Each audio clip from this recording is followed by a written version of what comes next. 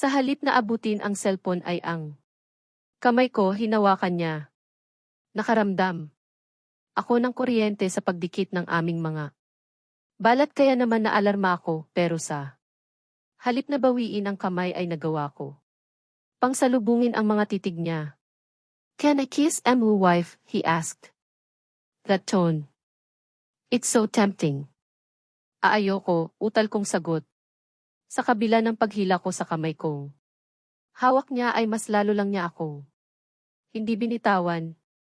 Hinila pa niya ang kamay ko upang magdikit pa kami lalo. Dikit na dikit ang aming mga katawan lalo na ng kinulong niya ako sa kanyang mga bisig. Niyakap niya ako. Hindi ako pumalag. I closed my eyes and hugged him back. He let out a satisfied sigh, like he was so relieved. Bumitaw siya sa yakap at nagpaalam ng umalis. 4:00 ng hapon nang makatanggap ako ng tawag galing sa private investigator. May resulta na daw ang pinapagawa ko sa kanya. Agad akong umuwi ng bahay upang doon kami makapag-usap ng payapa. 4 na brown envelope lahat ang inabot sa akin ng private investigator. Nakaramdam ako ng kaba at takot ng tanggapin ko ito. Nag-alangan pa akong buksan para masagot ang mga katanungang bumabagabag sa akin. Una kong nabuksan ay ang kanyang mga medical records. Nagulat ako sa nabasa ko na kondisyon niya. Totoo ba to? Hindi makapaniwalang tanong ko. 100% ma'am, Anya. Inisa-isa ko itong tinignan, ngunit halos wala namang rumerehistro sa utak ko. Scenes of her and Owen suddenly flashed on my mind. How they are weirdly satisfying each other on the bed while they were heavily panting and moaning so hard. Napayamukos ako ng aking kamay. Naalala ko ang sinabi kanina ni Alwen na gusto ng lalaki ay iyong mga babaeng magaling sa kama. Para akong naubusan ng lakas sa nalaman ko kaya naman hindi ko na muna tinangkang buksan ang ibang envelope. Bumigat lalo ang pakiramdam ko. Pagod na pagod ako dahil sa mga bagay na naglalaro sa utak ko. Naiisip ko tuloy na baka sa mga sandaling ito ay magkasama si Pia at Alwin habang may ginagawang milagro. Oh my God. I am going insane. Nilabas ko ang aking cellphone para makinig ng musik nang sa gayon ay distract ako at ma-relax pansamantala. Hindi ko na malayan nakatulog na pala ako. Madilim na nang nagising ako at wala na din si Amora na kanina ay naglalaro sa tabi ko. Past 6 AM na. Baka nagugutom na ang anak ko, kaya naman bumangon na ako. Para ako mismo ang magpakain sa kanya. Dahil sa mga inaasikaso ko sa mga nagdaang araw ay nababawasan na tuloy ang oras ko sa kanya. Mabuti na lang at pumapasyal ang mga pinsan ko dito at dinadala ang mga anak nila para may makalaro si Amora. Nakarating na ako ng living room pero hindi ko nakita si Amora at Mommy. Sa ganitong oras ay narito sila at naglalaro. Nangiti ako nang marinig ko ng hagikik ni Amora na nagmumula sa dining. Mukhang kumakain na ang baby ko. Nakangiti pa ako habang naglalakad papuntang dining pero agad ako kinabahan nang makita ko kung sino ang mga kasama ni Amora. Mangiyak-ngiyak ang biyenan kong babae. Nang nakita niya ako, agad siyang tumayo at mabilis na lumapit sa akin at niyakap ako. Nang mahigpit. Pauline, I miss you, sambit niya. Niyakap ko siya pabalik at hinaplos ang kanyang likod. I am sorry. Pakiramdam ko ang laki ng kasalanan namin sa'yo. Hindi ka namin nadamayan kaya umalis ka at sumuko sa pagsasama niyo ni Alwin, Anya habang umiiyak. Wala po kayong kasalanan, Mommy, said. Noong isang araw pa namin gustong magpunta ng daddy mo dito. May apo na pala kami. Sana nasamahan ka namin habang nagbubuntis ka. Thank you sa pagbigay mo sa amin ng apo. Tignan mo at hawig na hawig pa. Namin, aniya at tumawa. Walang namana sa features ko si Amora. Namana niya ang features ng lolo at lola niya sa father side. Kaya naman hawig siya kay Almira at Alwin. Kaya hindi na ako nagtaka na Amora ang pinangalan niya sa pamangkin ko. Dahil best friends tayo, kaya kinuha mo sa pangalan ko ang pangalan ng pamangkin ko, di ba, ani Almira habang sinusubuan ng pagkain ng anak ko. Pinaikutan ko siya ng mata. Saan mo naman napulot yan, wika ko? Sa kanya. Almira, Amora, Anya. Pilit pinaglalapit ang mga pangalan nila. Naisip pa niya. Yon. Don't worry, Hija. Hindi namin sasabihin kay Alwin ang tungkol kay Amora. Hihintayin namin na ikaw ang magsabi sa kanya. Alam kong inaayos niyo pa ang lahat sa relasyon niyo, wika ng mother-in law ko. Naging masaya ang dinner namin kasama ang mga in-laws ko. Past 8 na sila. Umalis dahil hinintay pa nilang makatulog. Si Amora. Nangako sila na babalik bukas para makasama ulit ang anak ko. Kahit papaano ay nawala sa isip ko ang mga bagay na bumabagabag sa akin. Sa ngayon ay kailangan na lang talaga naming magkalinawan ni Alwin para maging maayos na ang lahat. Pagkatapos kong mag-shower ay sinilip ko ang aking cellphone upang tignan kung may mensahe ba or missed calls galing kay Alwin. Sumama lang ang loob ko dahil wala man lang siyang pinadalang mensahe. Naku, ang lakas makaaya na sa bahay na. Ako ulit titira tapos mukha namang gabi. Gabi lang niya akong paghihintayin. Marahas akong bumuntong hininga at tumabi na sa anak kong mahimbing ang tulog. Halos kakaidlip ko lang yata ng magising ako dahil sa ingay ng aking cellphone. Agad akong bumangon at dinampot ang cellphone na nakapatong sa nightstand. Hindi nakarehistro ang numero ng caller. Pero natitiyak kong kay Alwin ang numerong ito. Bago ko sinagot ang tawag ay tinignan ko muna ang oras. Past 10 na at ngayon lang siya tatawag. Bumuntong hininga ko. Hindi ako nagsalita at hinihintay ko na siya ang maunang magsalita. Wife, sabi niya mula sa kabilang linya. Bakit malamig kong sagot? I can't sleep alone tonight. Napairap ako sa kadramahan niya. Baka nga kasama mo si Pia ani ng isip ko. Matulog ka na dahil inaantok na ako. Tamad kong sagot. But I want to sleep beside you. Come down now, let's go home. Uumuwi ka na. Anong oras na? Matutulog. Na ako, masungit kong sambit. Okay. Diyan na lang tayo sa kwarto mo. Matulog. Hindi pa niya pwedeng makita si Amora. Bababa na, alerto kong sagot. Be there in 5 minutes. Pinatay ko na. Agad ang tawag at saka mabilis nagtungo sa aking closet. Kinuha ko ang weekend bag ko at nilagay ang ilang piraso ng damit, undies at sapatos. Binitbit ko na din ang bag ko kanina at ang mga brown envelope. Sa hagdanan ay kita ko na siya. Nasa living room siya kasama sina daddy at mommy. Mukhang ginising ng mga maid ang mga magulang ko dahil sa pagdating niya. Wala ba talaga tong pakialam sa ibang tao?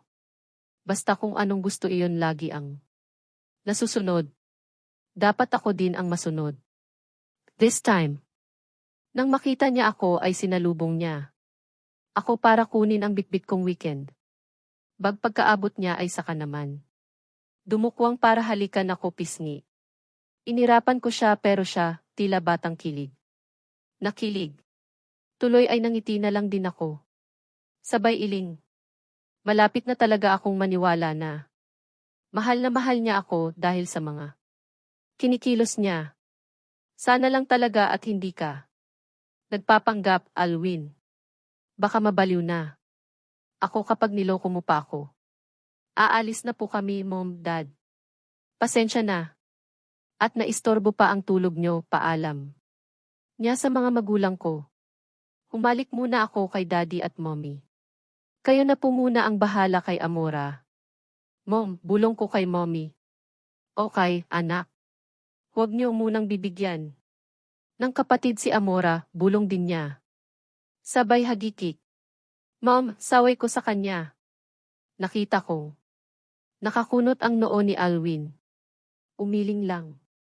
Ako at hinila na siya palabas. Agad naman niyang pinagsiklop ang mga kamay namin. Naghilaan kami pero hinila pa niya ako lalo para maakbayan. Malapit na akong maniwala na mahal mo. Talaga ako, wika ko. Tumawa naman siya. At pinanggigilan niya akong yakapin. Ano ba? Ang mo na, sita ko sa kanya. Pero tumawa lang siya lalo. Hindi matanggal-tanggal ang ngiti niya sa mga labi habang nagmamaneho. Nairita. Tuloy ako sa kanya. Hindi maiwasan ang pagpasok sa isip ko. Na baka masaya siya dahil nakascore siya. Kay Tia. Gosh. Hindi ko napigilang bulalas dahil sa frustrasyon. Nilingon niya ako sabay. Kunot ng noo. What are you thinking? Tanong niya. Nothing, sagot ko at tumingin na sa daanan hanggang sa nakaidlip na ako. Kulang sang oras ang biyahe papunta sa bahay niya. Maghating gabi na kaya. Naman antok na talaga ako. Sa guest room na lang ako matutulog. Doon sa kwarto dati ni Almira, wika ko. Nang makapasok kami ng bahay. Come on, we're married, kontra niya. Nagtagisan pa kami ng titig. Pero dahil inaantok na ako ay wala na akong sapat na enerhiya para makipagtalo. Siguro sa couch na lang ako matutulog gaya ng dati. We should set some rules and boundaries, wika ko nang makarating kami sa kwarto. Agad siyang kumontra sa sinabi ko kaya naman sinamaan ko siyang tingin. Luminga ako sa kabuuan ng kwarto niya. Una kong napansin ang napakalaking picture ko na nakalagay sa taas ng head board. Wala na ang picture ni Pia na nasa nightstand. I just and shook my head and walk straight to the couch. Bago na ang mga gamit dito sa silid niya. Ang mga furnitures ay napalitan na lahat. Where are you going? Tanong niya na. Kinalingon ko sa kanya. Sa couch ako matutulog, wika ko sabay. Hikab na. Napuyat patuloy ako dahil sa kaartehan ng lalaking ito. Kaya nga kita sinundo para makatabi. Kitang matulog, sabi niya. Wala munang skin contact, Amoa. Montenegro. Hindi pa kita napapatawad. Wika ako. Tumango siya sabay buntong hininga. But, we can sleep together, right? In the same bed. Para siyang bata na naglalambing. Pumihit ako at nagpunta na sa kama. Sabay higa sa dulo. Inaantok na talaga ako.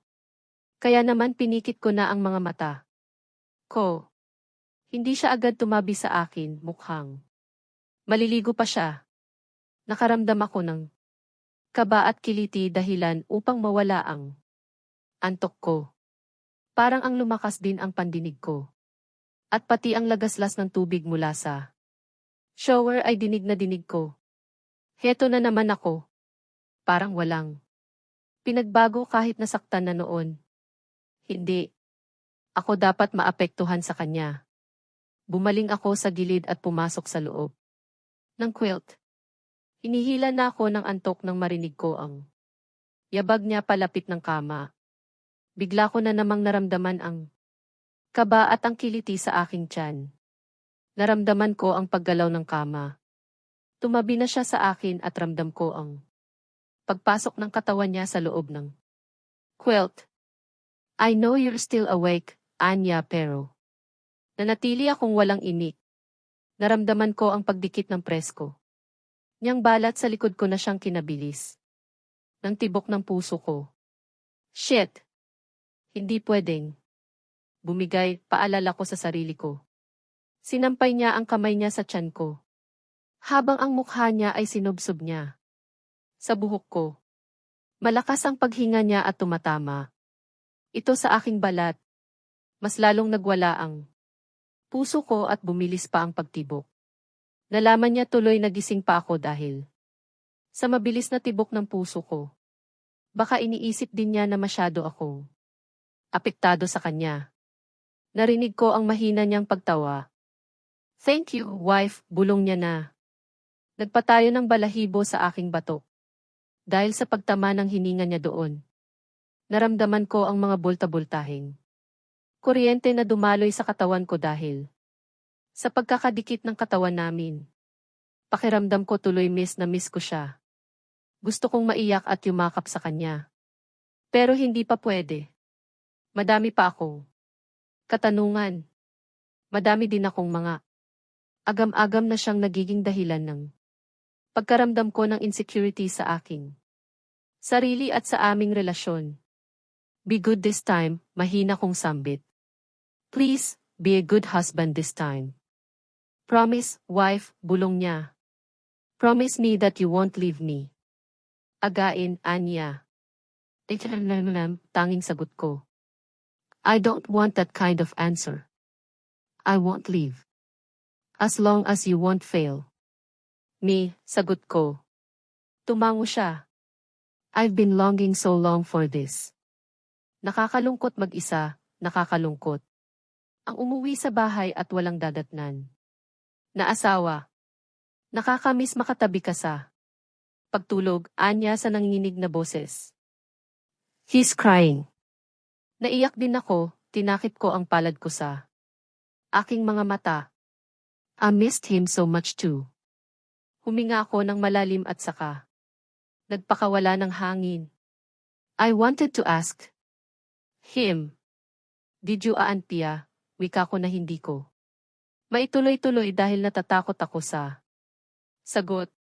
3 years ago, noong mga panahong hinahabol ko pa siya at nagawang pikutin. Parang ayos lang sa akin kahit alam ko na flirt siya. Kahit alam kong madami siyang mga babae. Kahit pa sinasabi niyang mahal niya si Tia. Pero ngayon, dahil sa mga nangyari, pakiramdam ko na puno na ako ng insecurities. Pero nang bumalik ako at sinabi niya na hindi naman niya talaga fiancé si Pia. Parang mahirap tanggapin na may nangyayari sa kanila sa kabila ng pagsabi niya na wala silang relasyon. Lalo na ngayon na nalaman ko ang kondisyon ni Pia. What if he's addicted to her? What if he wanted a woman who will satisfy him in bed? You mean, sex? Tanong niya. Tumango. Ako bilang sumagot. Kinagat ko ang ibabang labi ko dahil nanginginig ang labi ko as pigil na iyak. Yan ba ang bumabagabag sa'yo, he? Ask instead of answering my question. Tumango ako. I don't want him to notice that I was crying. Baka hindi niya sabihin ang totoo kapag malaman niyang umiiyak ako. No, never. Iyan ang sagot niya. I don't know if it's true. But I can't find myself believing the words he just said. You can tell me the truth. Promise, I will. Understand, matatag kong sagot. Believe me or not, but we never. I would. Never, Anya. But, did you really plan of marrying her? Yes, right. Ako na ang sumagot sa tanong ko. We'll talk about it tomorrow. I'll explain. Everything okay? Naramdaman ko ang paghalik niya sa buhok ko. I love you so much, wife. I love you very much, bulong niya. Ilang minuto ang nakalipas at ramdam ko na ang pantay niyang paghinga. Nakatulog na siya. Ako naman ngayon ang hindi makatulog. Naninibago ako sa lahat. Namimiss ko din. Agad si Amora. Dahan-dahan kong tinanggal ang kamay niya na nakasampay sa aking tiyan, saka ako pumihit paharap sa kanya. Payapa siyang natutulog. Pakiramdam ko ay pagod na pagod siya. Bakit ba iba ang pumapasok sa utak ko sa pagod na yan? Ilang minuto akong nakatitig sa kanya. Pero hindi na talaga ako dalawin ng antok. Naisipan kong tignan ang laman ng mga envelope nang sa ganon, may alam na ako. Bukas bago kami mag-usap, umupo ako sa couch at inumpisahang buklatin ang mga papel. Napangiti ako ng ang una kong makita ay ang sagot sa mga katanungan na bumabagabag sa akin. Isang oras lang yata ang tulog ko pero heto ako at maaga pa ding nagising.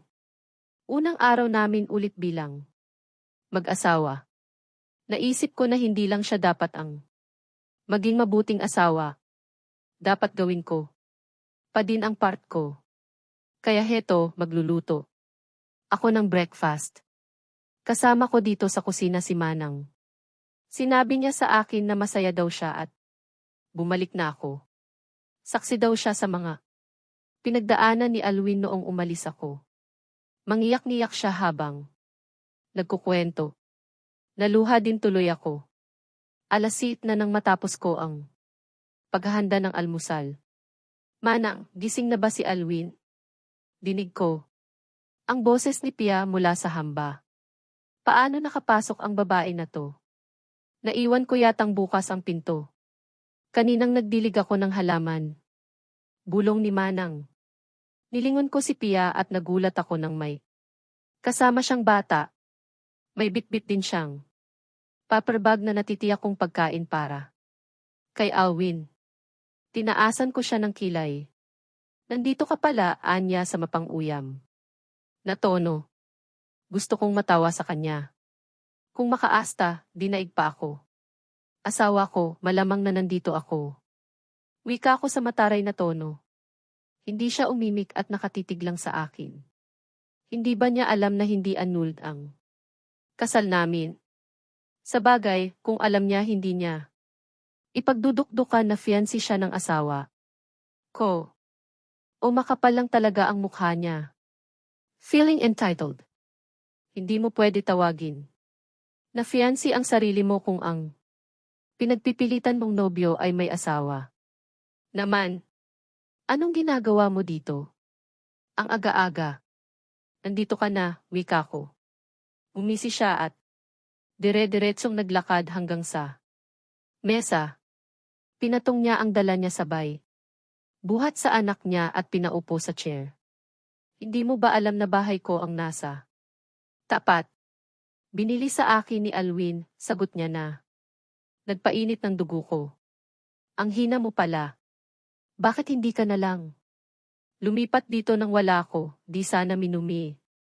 Hindi ko tinuloy ang sasabihin ko dahil naalala ko na may batang nakikinig. Masamang impluwensya itong nanay niya. Dahil ang lakas maghamon ng away kahit nakikita ng anak niya. Binili niya yan para sa anak namin. Confident niyang sagot. Hindi man lang. Nanginig sa kasinungalingan niya. Mahiya ka sa balat mo, Pia. Pati ang inosenteng bata dinadamay mo sa kagagahan mo, hindi ko napigilang sagot. Hindi mo ba matanggap na nagkaanak? Kami ng asawa mo ha, anya sa mapang-uyam na tono. Hindi ako affected. Tinawanan ko lang. Siya. Pia, umalis ka na. Kasama mo ang bata. Nakikipag-away ka, paalala ni Manang sa kanya. Inirapan niya si Manang. Hindi ko alam kung bakit bumalik ka pa sa buhay ni Alwin. Hiwalayan mo na siya o. Kaya mas mabuting umalis ka na. Baka. Hindi ko mapigilan ang sarili ko at ilabas ko. Ang baho mo, anya na kinakunot ng noo. Ko, wala akong baho na tinatago. Ano naman? Ang pinagsasabi ng babae na to. Siya pa talaga ang nagbanta. Kung ibigay ko kaya sa press ang mga impormasyon na nalaman ko tungkol sa kanya. Tia. Desperada kang talaga. Ikaw ang umalis na sa buhay namin at magpakalayo-layo. Kahit anong gawin mo, hindi mo maaagaw ang asawa ko. Tignan natin kung hanggang saan yang tapang mo, Pauline. Matatanggap ka pa. Kaya ng asawa mo kapag nalaman niya. Ang totoo. Nababaliw na ang babae na. 2. Kaya ka umalis dahil may lalaki ka, di. Ba, Anya? Doon na ako tuluyang natawa. So, siya ba ang nagsabi kay Alwin ang ideya na yon? Akala ko naman kung ano na. Sa mapagkakatiwalaan ka lang. Maghanap ng impormasyon o kay Wika. Ko at umiling-iling. Huwag mo akong binabantaan. Matapang. Ka pa sa akin talaga. Anong? Pinagmamalaki mo ha? Ang pagiging big time gold digger mo. Napayamukos siya ng kamay. Si Manang naman ay agad nilapitan ang bata at dinala sa living room. How dare you, sigaw niya. War freak. Talaga. Huwag mo kong sigawan. Wala ka sa teritoryo mo. At huwag mo ding magamit. Gamit ang bata dahil natitiyak ko na sa dami ng lalaki na pineperahan mo. Natitiyak kong hindi si Alwin ang ama. Niyang anak mo. Seryoso ko siyang tinignan. Natigilan siya at napipil ng ilang sandali. What are you saying? Nautal niyang tanong. Ninisihan ko lang siya. Umalis ka na. At kung pwede lang ay, huwag mo nang ipapakita pa ang pagmumukha mo sa akin pagtataboy ko. Sa kanya. Huwag ka ding papakasigurado, Anya. Aba, matapang pa din. Alam ko na may anak ka na, Anya. Mukhang pinaimbisitigahan niya ako. At, sa tono niya mukhang hindi sapat ang nalalaman niya. Tapos ang kapal ng mukha mo. Makipagbalikan kay Alwin, Anya kaya. Naman natawa ako. Kanino naman niya nasagap ang chismis? Na yan. Gumisi siya. Umiling-iling lang ako pero hindi na ako nag-aksayang itama siya. Gusto kong malaman kung ano ang gagawin niya. And from what I foresee, she's going to use it to destroy me. Inis na inis siya habang tumatawa ako. How dare you, sigaw niya sa akin. What the hell are you doing? Nagulat kami sa biglang pagsigaw ni Alwin. Nasa hamba na pala siya ng pintuan at mabilis. Siyang naglakad palapit sa akin. What are you doing here? Tanong niya. Kay Tia.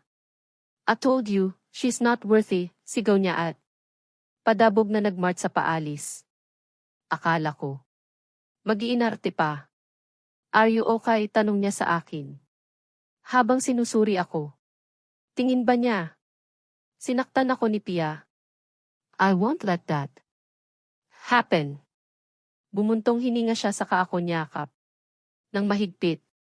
Akala ko tumakas ka, Anya sa natatakot na boses. Hindi ako aalis, I assure him. Tahimik kaming kumain ng almusal. Habang may panakanakang sulyap sa isa't isa hanggang sa natapos kaming kumain. Binilhan mo ba ng bahay si Pia? Tanong ko nang matapos kaming kumain. No, mabilis niyang sagot sabay buntong hininga. Tumayo na ako upang ligpitin ang mga pinagkainan namin nang tumunog ang cellphone ko. Text message ito galing kay Mommy, sabi niya buksan ko daw ang TV sa Biz Channel. Nagpa-interview ka? Tanong ko kay Alwin.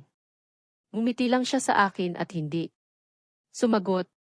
Hinanap ko ang remote control ng TV dito sa dingding at nilagay sa channel na sinabi ni Mommy. Thank you at pinaunlakan mo kami sa Interview na ito, ani ng talk show host. Tipid ng ngiti at tango lang ang sagot ni Alwin. Mukhang kagabi ito na film. Doon ba siya? Galing bago niya ako sinundo kagabi. May mga espekulasyon kami na kaya mo. Pinalabas ang article na ito ay dahil gusto mong palabasin ang ex-wife mo mula sa pagtatago, correct me if I am wrong. Flash sa Litior ang article tungkol sa pagtatalaga kay Pia bilang OIC. Ngumiti si Alwin at sumagot ng yes, it's true. Nilingon ko siya at inilingan. Nakangiti lang. Siya at sa akin nakatingin. Did you talk to your ex-wife already? Yes. We've talked and agreed to make things work with our marriage. Marriage? You mean, hindi natuloy ang annulment? Tipid na tango ang sagot ni Alwin. Can you tell us about it? What really happened? Ang nakuhanan lang kasi ng pahayag 3 years ago ay ang Sydney. Amas Pauline at Ams Pia. Hindi ako maghuhugas ng kamay pero hindi ko fiancé si Pia na gaya ng sinabi niya noon. And I really feel sorry for Emma. Wife dahil siya ang naging biktima dito. Nasaktan siya ng husto kaya napili niyang umalis. Napaluha ako sa sinabi niya.